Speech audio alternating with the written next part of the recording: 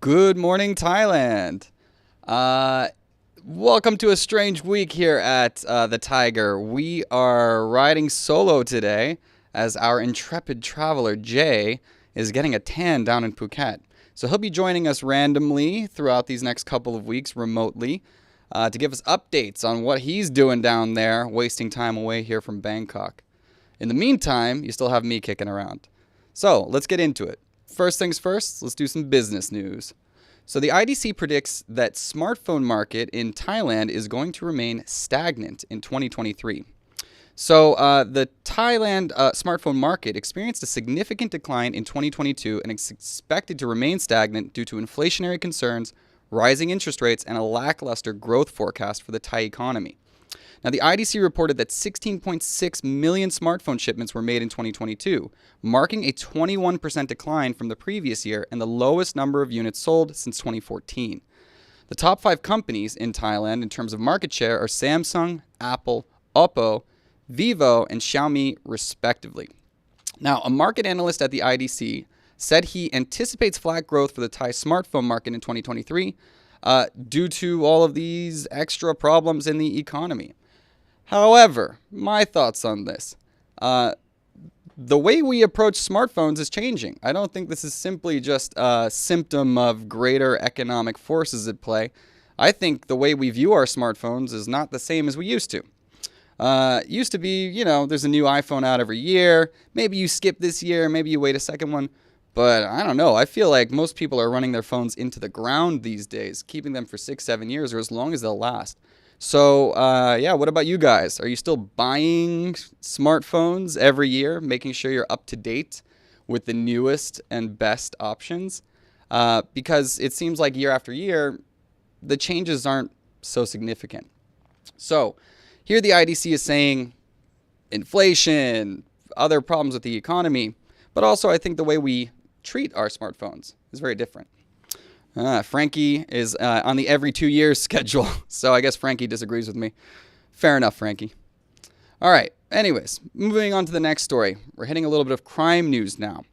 So 14 teens have been arrested after a woman was killed in a knife attack.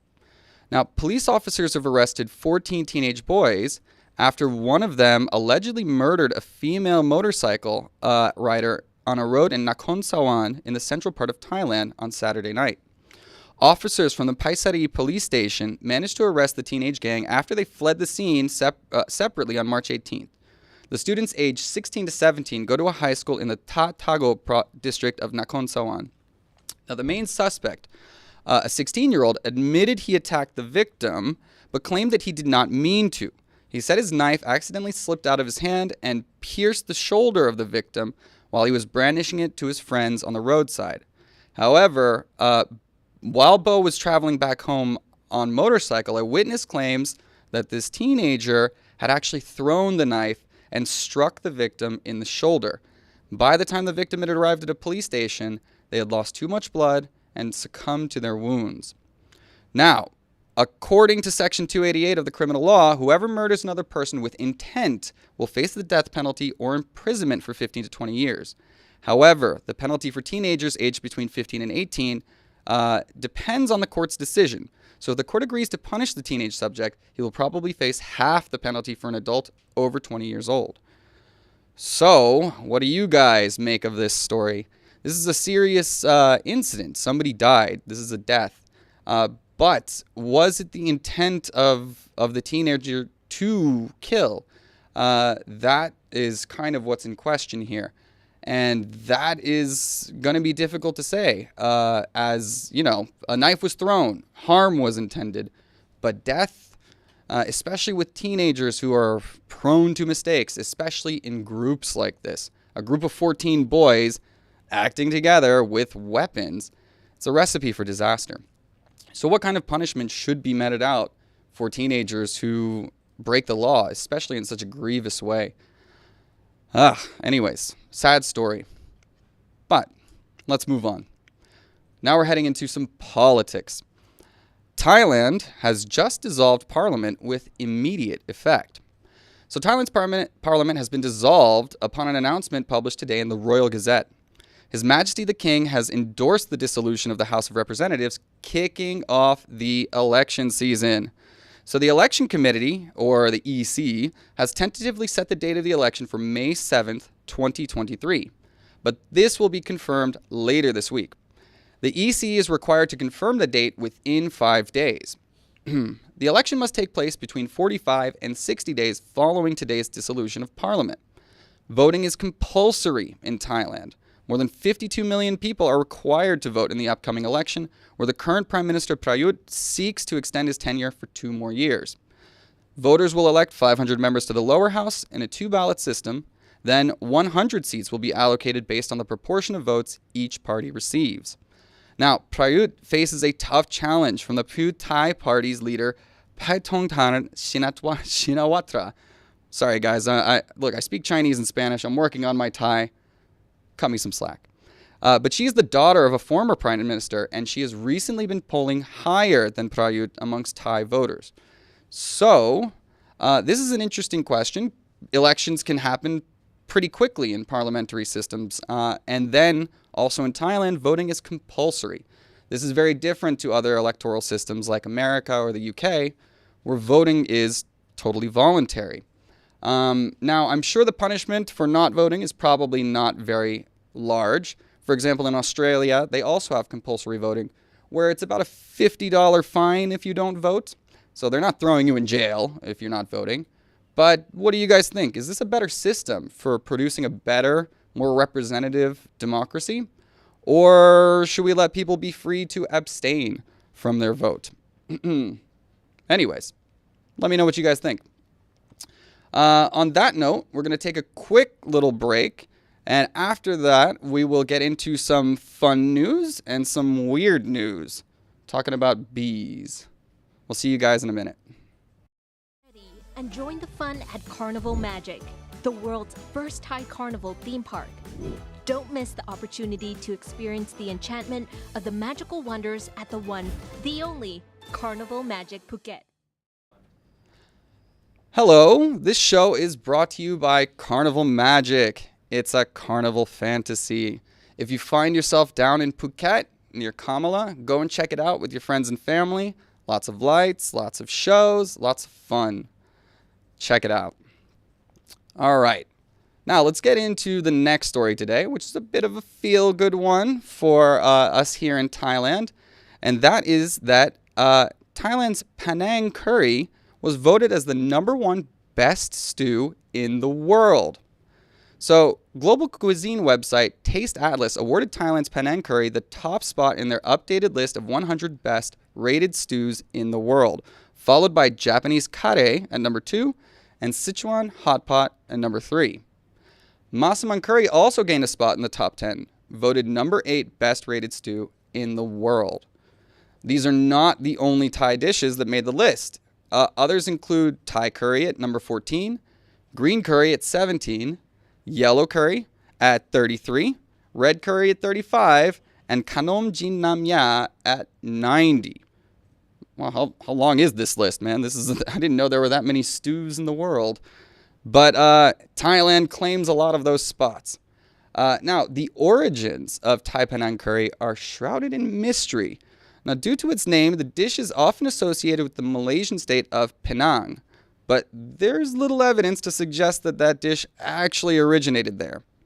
Wherever it's from, delicious. I think we can agree on that. Now, in 2022, Taste Atlas riled up netizens with their best cuisines in the world list, and somehow Thai food, ranked at #30, was beaten by cuisine from the United Kingdom at #29 and the United States at #8. All right, speaking as an American, all right, I can't attest to British food too much, but come on, there's a reputation there. You guys have earned it. I've seen your breakfasts. I'm down with the baked beans. You lose me with the mushrooms and the roasted tomato. Whatever. But I know American food. And I know that Thai food is vastly superior to traditional American food. All right. American breakfast, give me your pancakes, smother in syrup. Delicious. But you can't be eating that every day. Give me the Thai food every time. So, how much can we trust Taste Atlas on these rankings? They got it right for the phanaeng, but they didn't really get it right for the best cuisines in the world.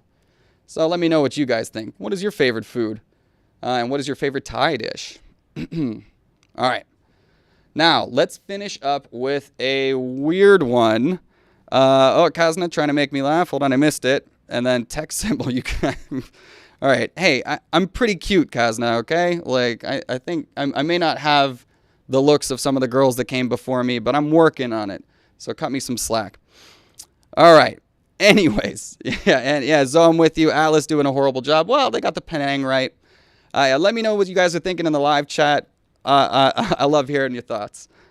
All right, finally, let's end it with a really, really weird story. And it has to do with a swarm of bees. So let's get into it. Turn it down. Bees attack a temple over loud music. Most people get annoyed when their neighbors blast loud music, but have you ever become so angry that you wanted to stab them with your butt? No? Then you mustn't be a bee. A swarm of bees did just that at a temple at the Nakhon Ratchasima province. A temple in Pimai district was holding an ordination ceremony on Friday with traditional music playing just a tad too loud. The noise caused a frenzy in a hive in front of the temple, and a swarm of agitated bees attacked the crowd, resulting in dozens of stings and several injuries. The ceremony was interrupted by the wild bees stinging everyone and causing pandemonium. The person who was becoming a monk at the ceremony had not yet entered the temple when the attack occurred. A local rescue team was called to aid after the bee attack, as many people were reportedly injured. People of all ages, from children to the elderly, were stung during the ceremony. So, why the attack? Most likely, the sound vibrations were loud enough to shake their nest.